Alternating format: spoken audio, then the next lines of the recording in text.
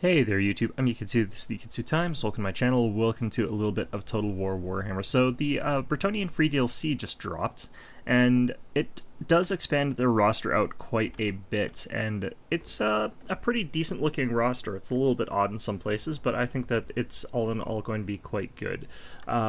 So you can see sort of all the units that we'll be going over here. I don't know the specific individual changes and balance patches for any individual units all that well here. For example, I do know that the Spearmen and Arms seem to be a little bit more expensive, but I can't remember, exactly when that happened or why that happened or what have you. But if something changed, like 4 of their attack is different or their melee defense is different by 2 or whatever, then I'm not going to actually know that in particular, but I do know a couple of the more important changes. So first of all, got the typical Lord here. They added in 3 Lord casters for Brettonia. And this is a little bit unfortunate that these guys have really nothing going for them. If we look here, they've got sort of the standard abilities for casters plus stand your ground. There's basically just typical spell casts there. They've got the typical scrolls. So these guys are very, very underwhelming in many respects. And you're typically not going to see them in any sort of capacity until they do something about caster lords. Now you'll notice that they did add in the Lore of Beasts and the Lore of Life for Brettonia. That does extend down to the damsels. Would have been interesting if the prophetess was restricted to those lores while the damsels could not access those lores. That would make it so that, maybe there's a niche reason to take a prophetess of life. But as it currently stands, there's really no reason to take these guys. First new addition other than that you might actually take is Albrecht de Bordelot. He's a typical melee general with a slight bonus versus large here, plus 30. It does bump him just over what Lowen Leoncourt does against large targets there, large monsters. You can also pop him up on a hippogriff if you would like. His abilities here, you'll notice that he doesn't have Beloved Son of Brettonia, which is a little bit odd, but I think that that's accurate. He does have Spear of the Tempest, which is an area effect charge bonus, plus 8% charge bonus, plus 10% speed for all the units sort of around him. So you can actually get a pretty good charge bonus army featured around Albrecht de Bordelot. Foe Seeker, Rally, and Deadly Assault. He's also got Heroic Killing Blow. You can actually use him to duel lords fairly effectively, especially if they're mounted, because of his ability set there. He isn't necessarily the best of lords either, though, because he doesn't have a regeneration ability and he doesn't have any potions. So it does leave him a little bit in the dust as far as that goes. His magic item is Wrath of Manan. Teardrop spell-like effect. It's not particularly that good. It could be good if you're going for an all-cavalry spam and you're able to get off a perfect Wrath of Manan, get a lot of enemies on their asses, and then charge in with all your cavalry. But other than that, it's just not going to be particularly great. Next up is the Fey Enchantress, and this is a Lore of Life caster, but this one actually has some extra abilities and strengths. So first of all, what's unique here is the Mist of the Lady.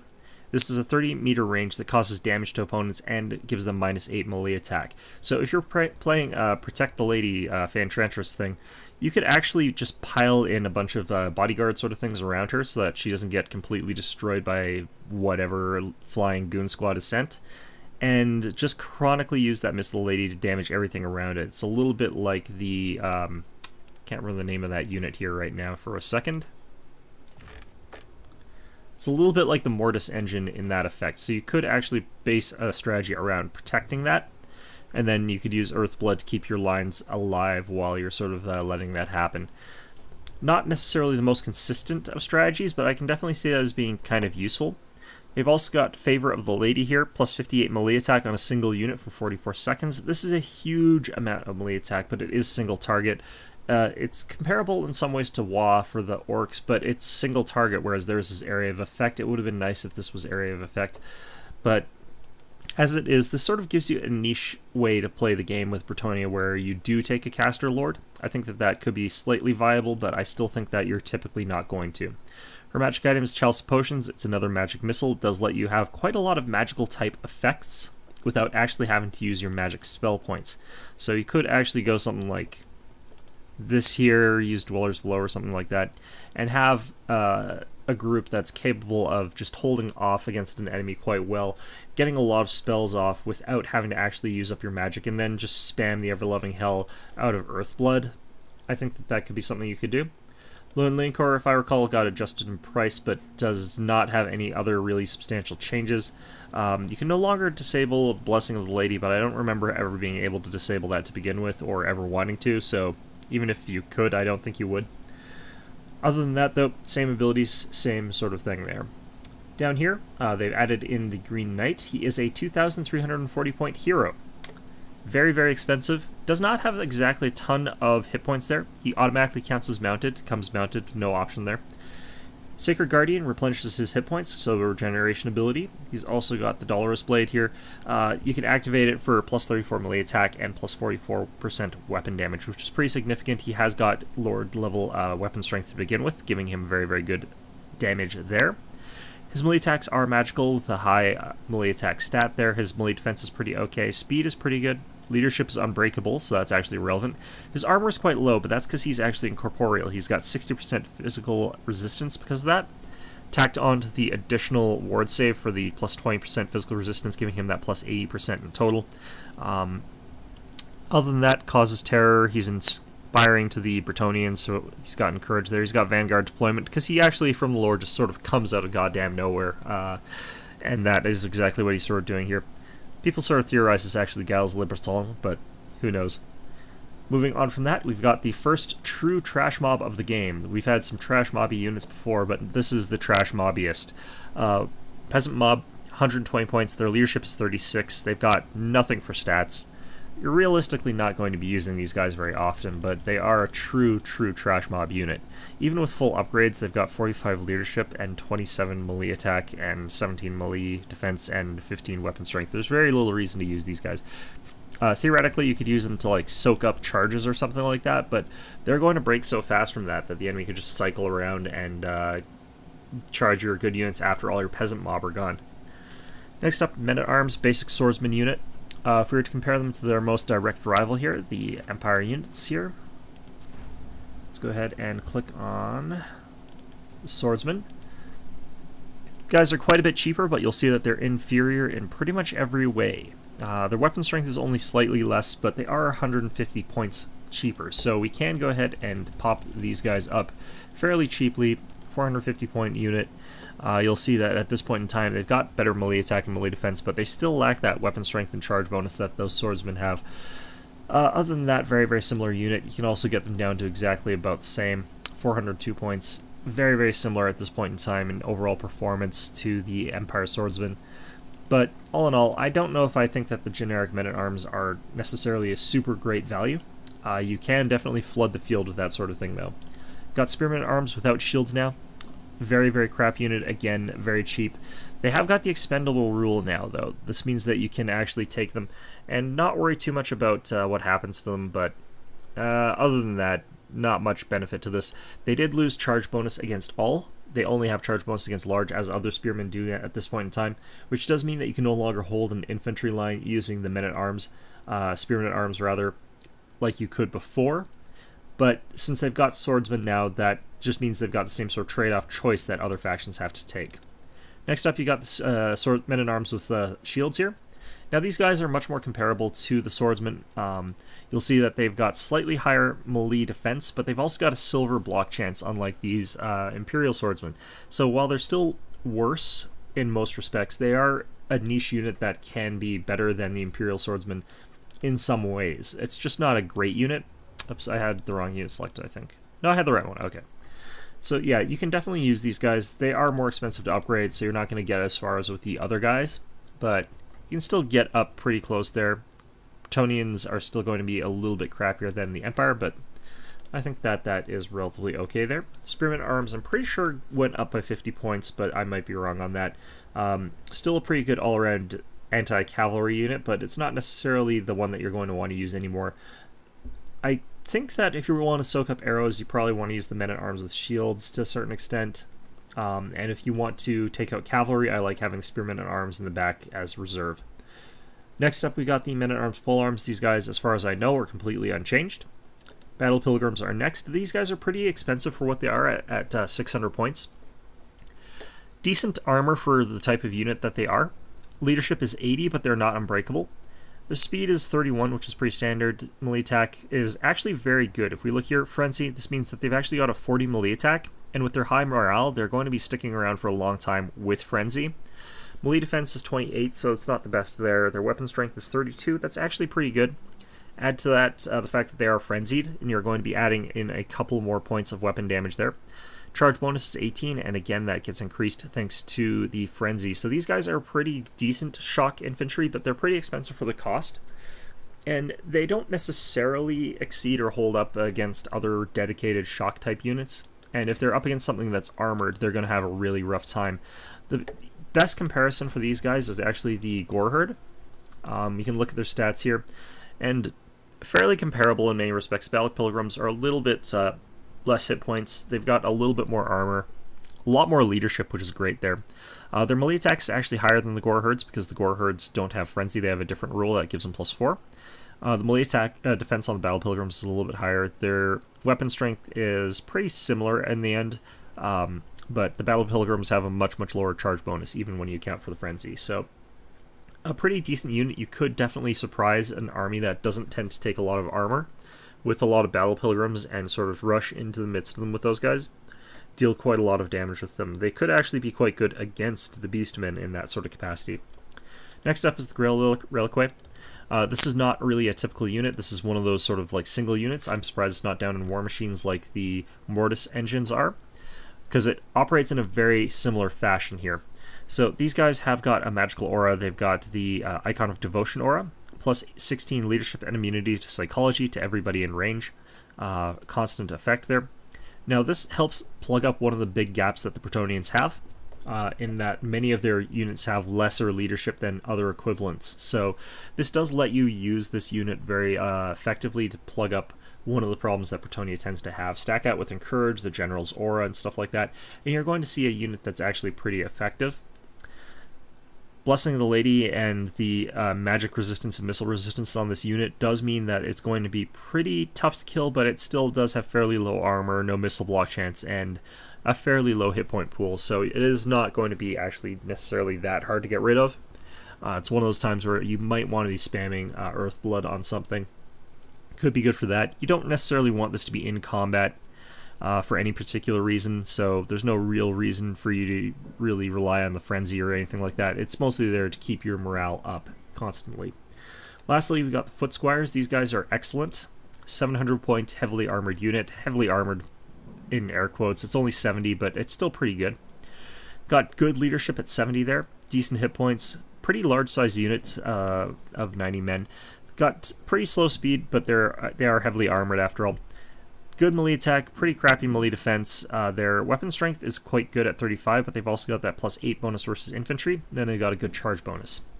And again, we go to the Empire for the nearest comparison here of the Great Sword. Now, the Great Sword is 250 points more expensive than the Foot Squires, but the Foot Squires are not necessarily that much worse. The big problem with Foot Squires, by contrast, is that big hit to their melee defense does sort of ruin them a little bit, but add on to this the fact that they've got such good economy, and you're going to see a unit that is just going to really wreck up a lot of factions.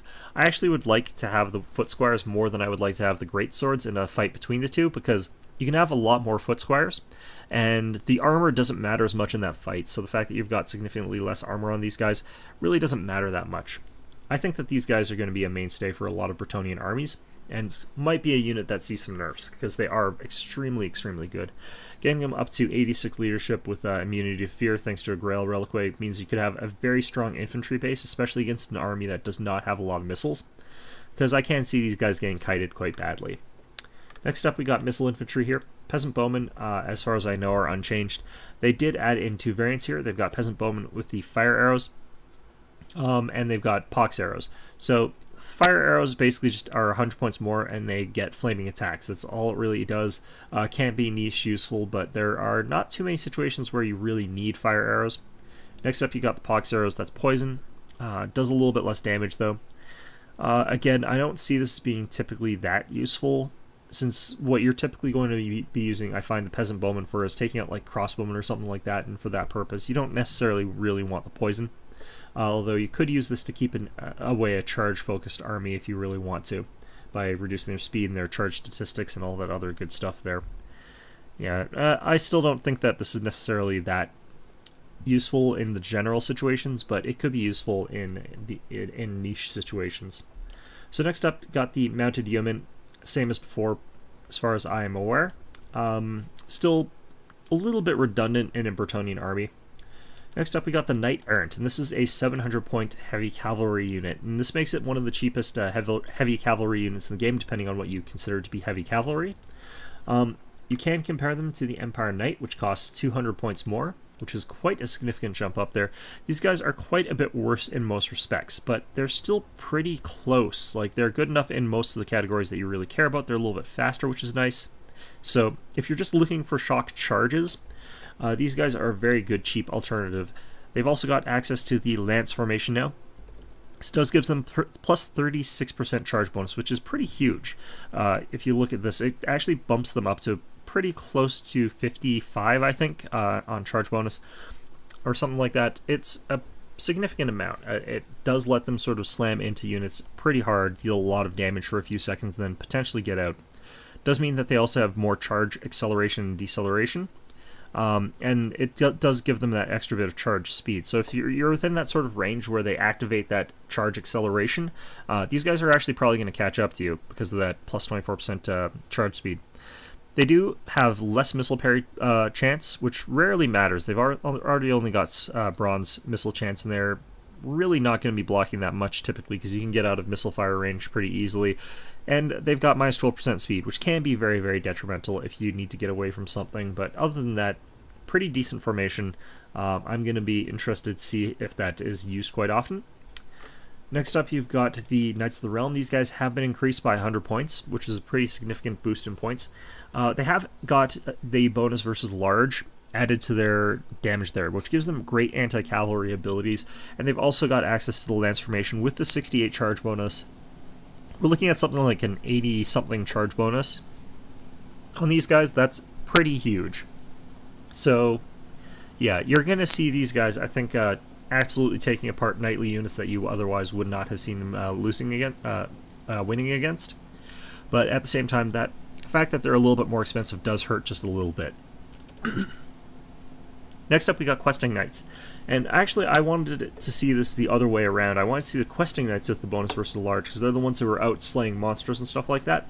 Whereas it's, the Knights of the Realm that should be running down infantry and stuff like that. But in any event, Questing Knights have got great weapons there, so that does give them that plus 40, or that dramatically increased armor-piercing damage value there.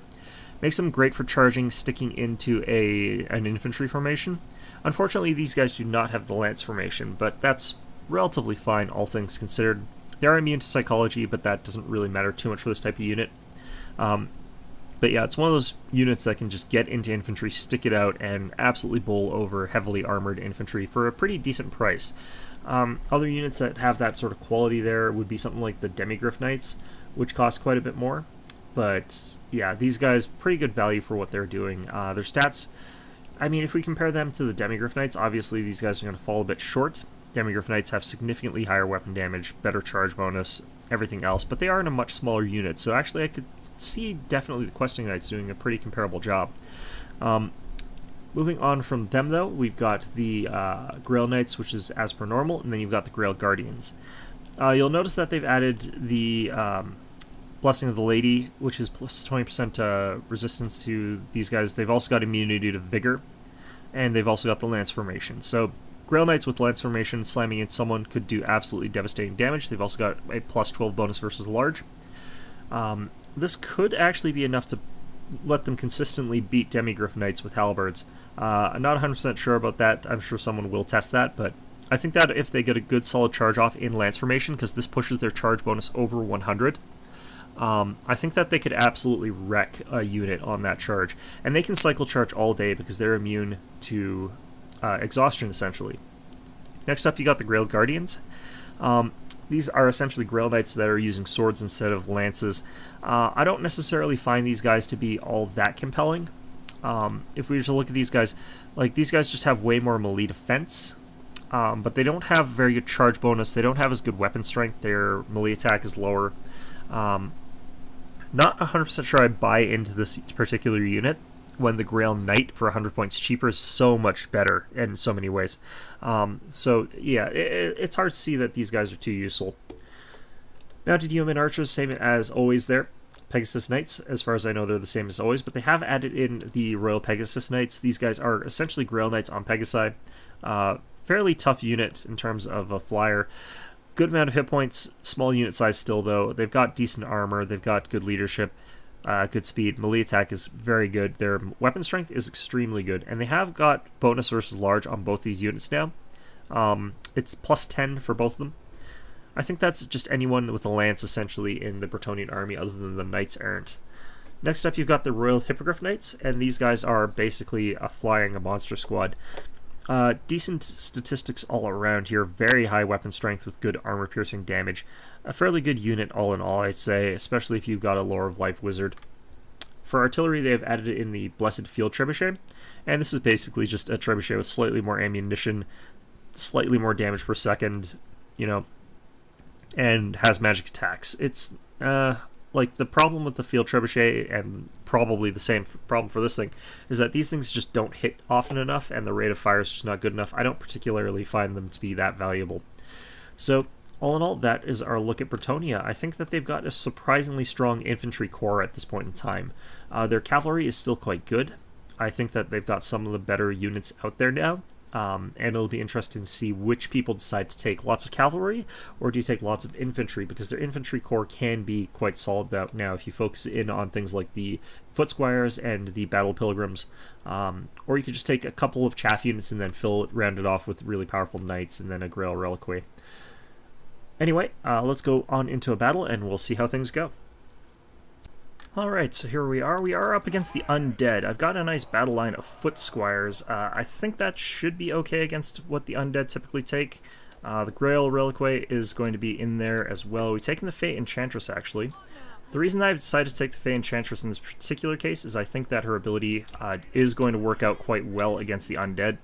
I might be horribly, horribly wrong. We've got ourselves a bit of a melee spam here, and I've got an aerial sort of hit squad that's going to basically be either bodyguarding against aerial hit squads, or it's going to be trying to take out their general or something like that. So there we go. Let's go ahead and hit that up. Hit ready. So I do have the aura ability. That means that we're going to be dealing damage to anybody that gets a little bit too close. I've also got the bombardment here from the Chalice of Potions there. It's strange that it's limited to 3 uses, in my opinion, but let's see here. I could also use these aerial guys to take out that Mortis engine. Honestly, taking out the Mortis engine is pretty important. He's got Isabella von Karstein as his general, Blood Knights, Vampire with the Lore of Death there. A lot of Blood Knights. Skeleton Spearmen.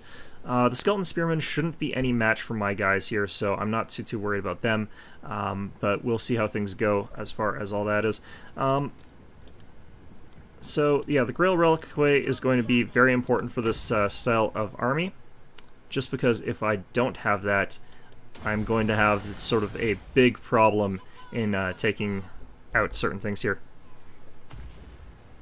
Damn it. That spell just acts so variably as to whether or not it's going to be crap or not. Anyway.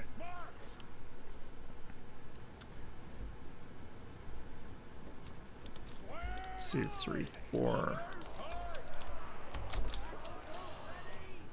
Let's go ahead and get our charge bonuses potentially.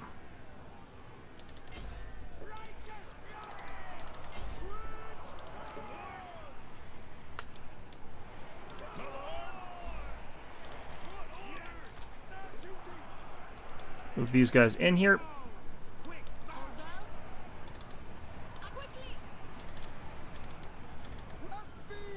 Alright, so we're going to send in our aerial hit squad to take out the Mortis engine.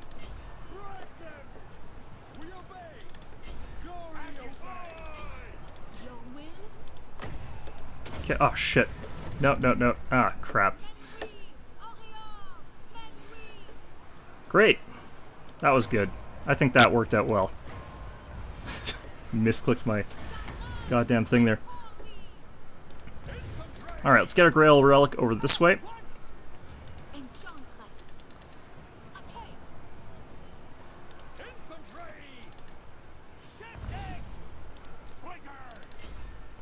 I think we need a couple more guys over this way. We're taking out this goddamn mortis.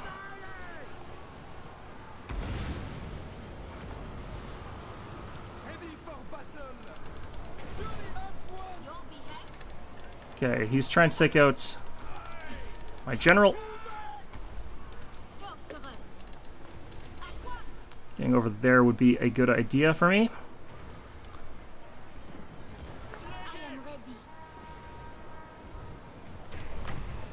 Let's not misclick it this time. Holy shit.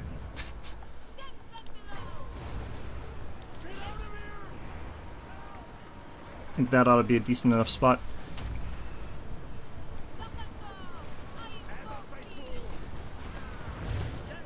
Having a hell of a time assassinating this mortis engine here. Alright, Chalice hit actually seems to deal quite a lot of damage there.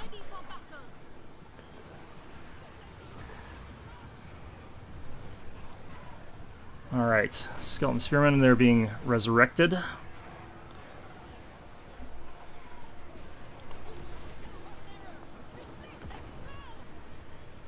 Alright. Let's pop another one of these over here this time. I think I can bring in this unit over this way.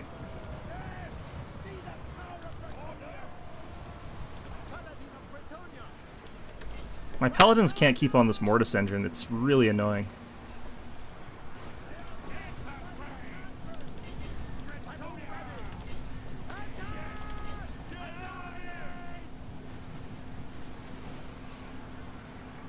Alright, so those skeleton spearmen are pretty much done for, so I should be able to get in there pretty soon.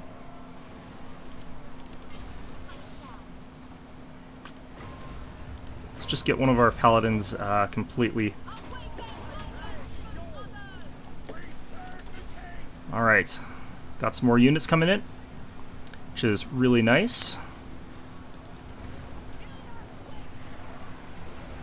The mortis engine is about to pop. There it goes. That is going to be a big help.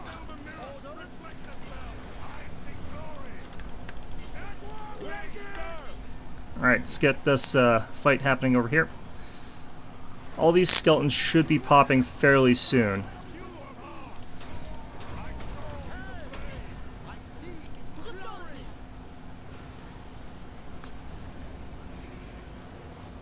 Alright, their general is getting focused down a little bit here by my guys, but it's still not going to necessarily be an easy thing.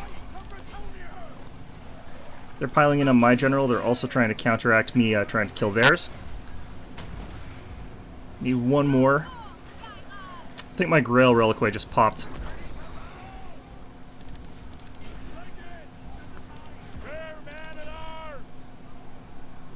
Oh. If they can fight these blood knights, they should.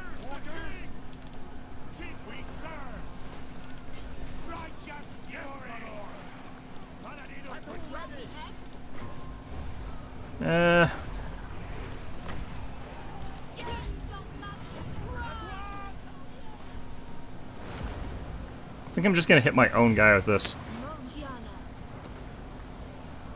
Did he seriously summon something at this point in time?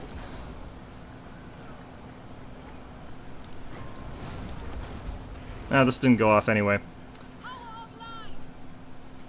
It's a very small bombardment area, but it actually hits like a truck. It's surprising how this one works.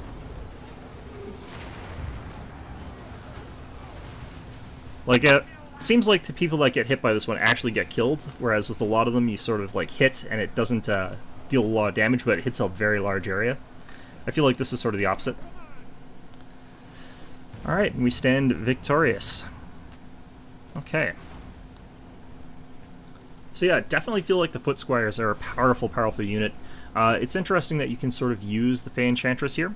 We'll go over what Isabella von Karstein is like in a different video, but that worked out pretty okay. Mortis Engine was being quite annoying, avoiding my hit squad of the Paladins quite effectively. Pegasus Knights weren't able to get on it very well.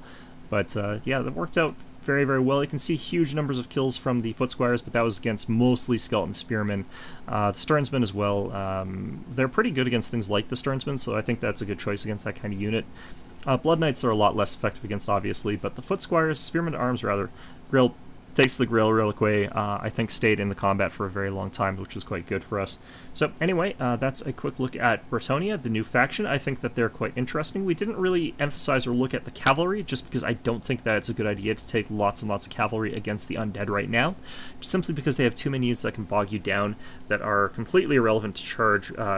You're not going to kill with cycle charging, and they've got the Blood Knights, which are an excellent anti-cavalry unit that can be healed up, which means that if you're in those protracted cavalry fights with the Undead, they can just bring their Blood Knights back up to full strength very, very easily and make it so that all your hard work is completely negated, whereas if you're using Grail Knights or something like that to try and counter the Blood Knights, and then you're using Earthblood, since you don't bring back new models as you take damage, you don't actually gain anywhere near the same benefit that Invocation gives you. So that's why I didn't take a ton of cavalry against them. Got a lot of good kills there. I thought that battle went really well for me. Anyway, I hope you found this video enjoyable, and of course, as always, I hope to see you guys all next time.